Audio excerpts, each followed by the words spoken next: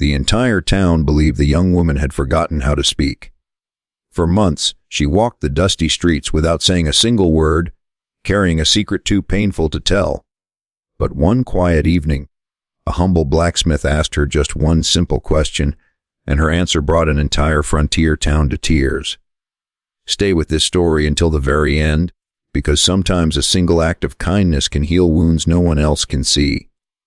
Before we begin, please like this video and subscribe to the channel. Every subscription helps us bring you more unforgettable Wild West stories filled with hope, courage, and second chances. When Emily Carter first arrived in the small frontier town of Dry Creek, no one knew where she had come from.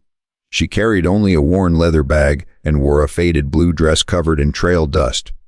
Her face looked far older than her 3 years, not because of age, but because sorrow had stolen the light from her eyes. She rented the smallest room above the general store, paid honestly for every meal, helped elderly neighbors without being asked, yet never spoke a single word. At first, people assumed she was simply shy. Days became weeks and weeks became months.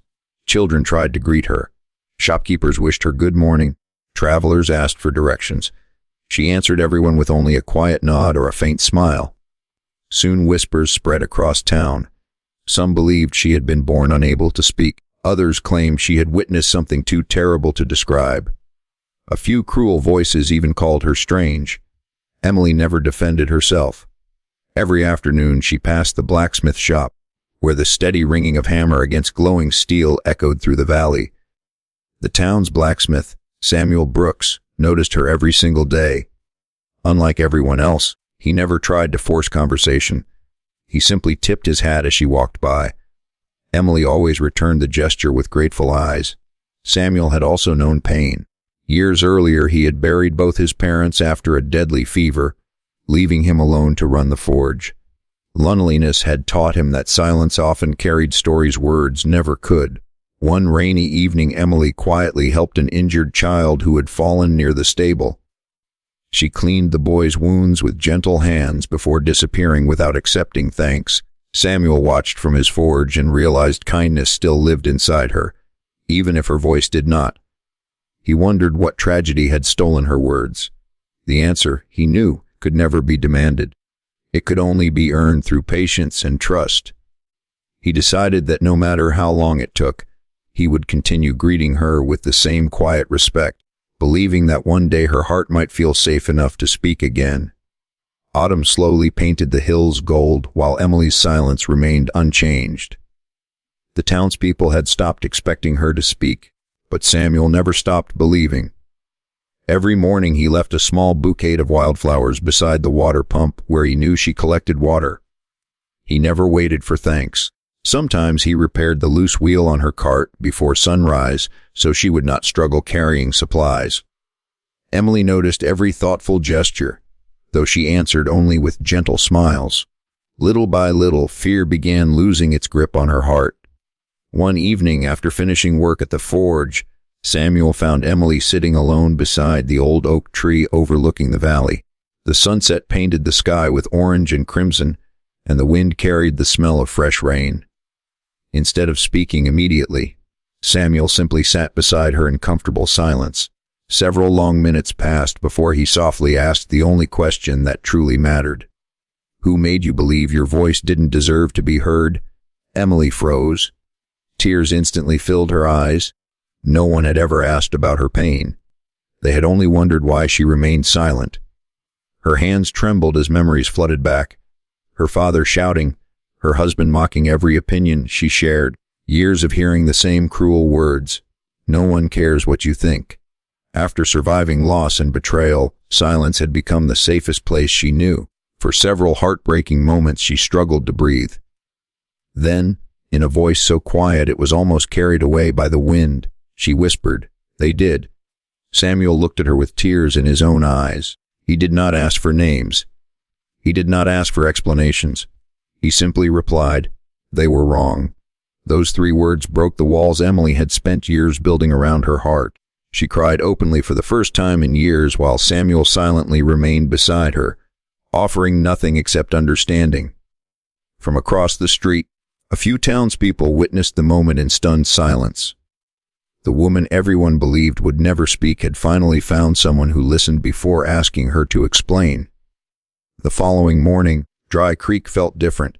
News spread quickly that Emily had spoken, but Samuel refused to let anyone turn her painful past into gossip. Instead, he encouraged the townspeople to welcome her with kindness instead of questions. For the first time since arriving, Emily greeted the baker with a quiet, "Good morning." She thanked the shopkeeper for fresh bread, and even exchanged a few words with the elderly widow she had helped many times before. Every sentence felt small to everyone else, but to Emily, each word was another victory over years of fear. The heavy silence that had imprisoned her heart was finally beginning to disappear. As the weeks passed, Emily slowly became part of the community she had once watched from a distance. She began reading stories to children at the little church every Sunday afternoon. She helped widows write letters to distant family members and comforted travelers who arrived in town with nothing but hope. The same people who had once whispered about the mysterious silent woman now admired her kindness, patience, and quiet strength. Many even apologized for judging her without knowing her story. Emily accepted every apology with grace, because she understood that people often fear what they do not understand. Samuel continued running his blacksmith shop, but his greatest joy was seeing Emily smile more with each passing day. He never took credit for helping her heal. Whenever someone praised him, he simply answered, "She found her own courage. I only reminded her it was still there." Those words earned him even greater respect throughout the town.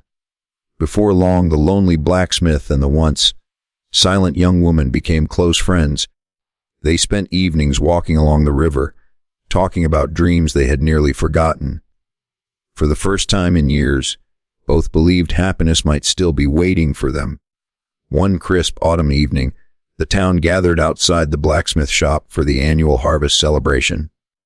Lanterns glowed beneath the wooden porches, children laughed through the streets, fiddles played cheerful melodies, and neighbors shared homemade pies around long wooden tables.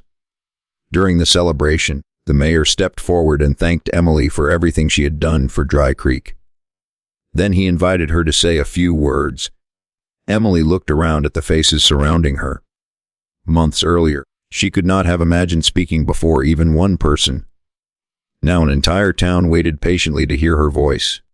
Taking a deep breath, she smiled through grateful tears and said, "For a long time, I believed silence was the safest place to live.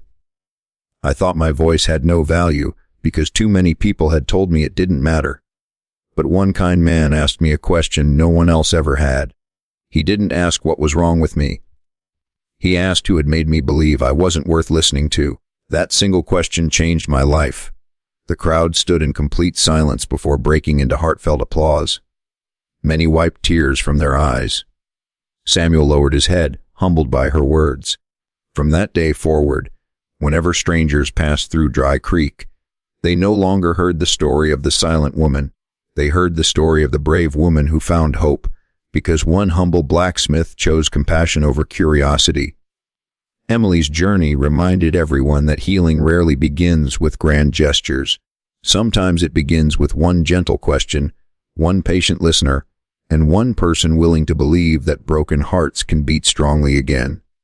And in the quiet frontier town of Dry Creek, that lesson was never forgotten.